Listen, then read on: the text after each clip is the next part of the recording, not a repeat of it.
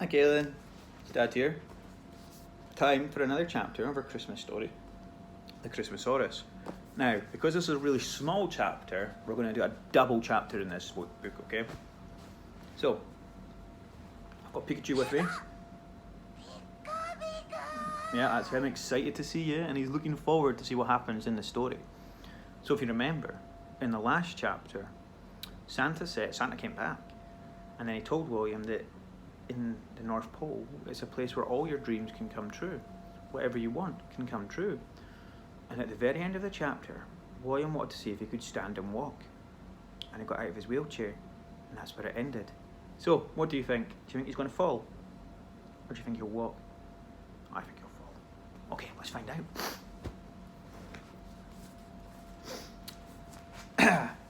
Chapter 27. Oh, that's Santa's voice. What William really wants. All the elves watched with amazement. Smaller elves climbed on taller elves' shoulders, who were already standing on the tallest elves to get a better view. William wobbled a little as his hands gripped the armrest of his wheelchair. He scrunched his face up tight and held his breath. He tried to stand harder than he'd ever tried to do anything before, but it was no use. He slumped back into his chair, defeated. He couldn't do it.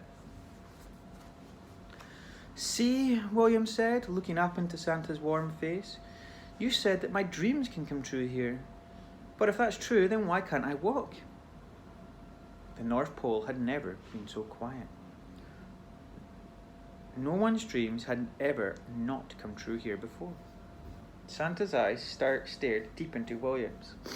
His kind face had a wise sort of knowing smile, as though he already had the answer to every question you could possibly think of before you'd ever thought of it. My dear William, perhaps could it be possible, maybe, that what you're asking for isn't what you truly desire? Asked Santa in the kindest, deepest, wisest voice. William looked at his legs and then at the wheelchair. He'd been sitting in it for longer than he could remember. It's all he'd ever known. But he realised that until Brenda had come along and knocked his confidence, he'd never once wished for anything else. Maybe Santa was right. Maybe this wasn't really what he wanted. William, close your eyes. I want to try something.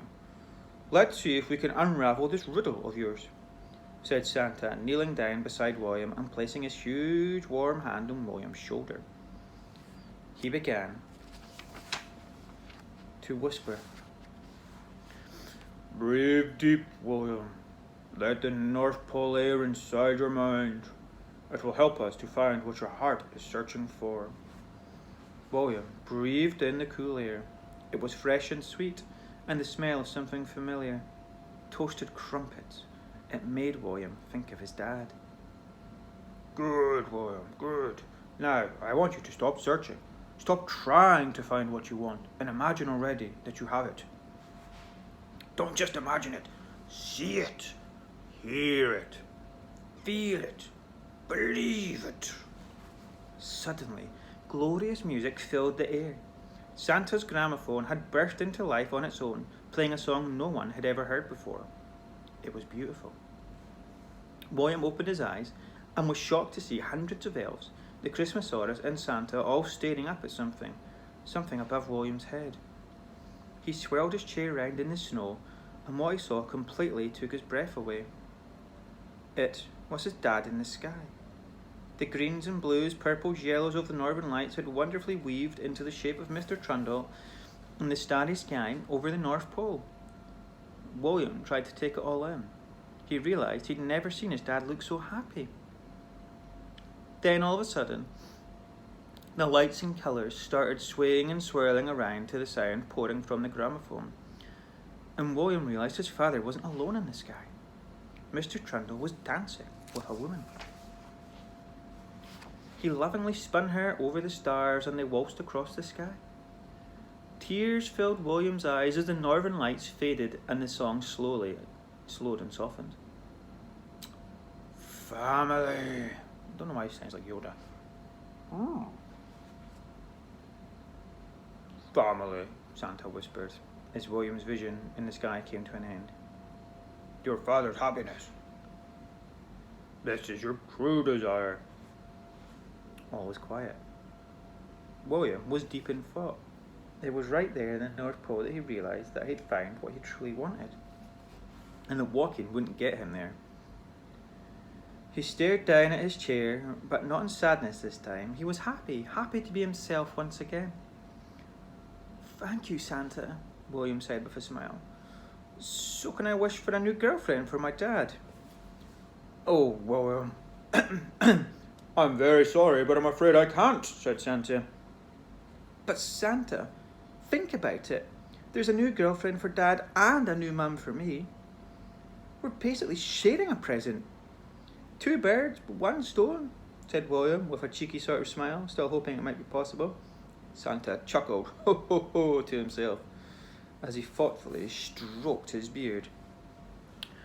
"There are some things, William, that I simply can't do. There are rules to this job, you know." William listened closely as Santa explained. "Firstly, and most importantly, I can't hurt people. And believe me, you'd be surprised how many rotten eggs ask me to get out a teacher or 2 each year. Secondly, and similarly, I can't make people come back to life. Thirdly, and most frustratingly, I can't make cheesecake. And lastly, and most relevant, I can't make people fall in love."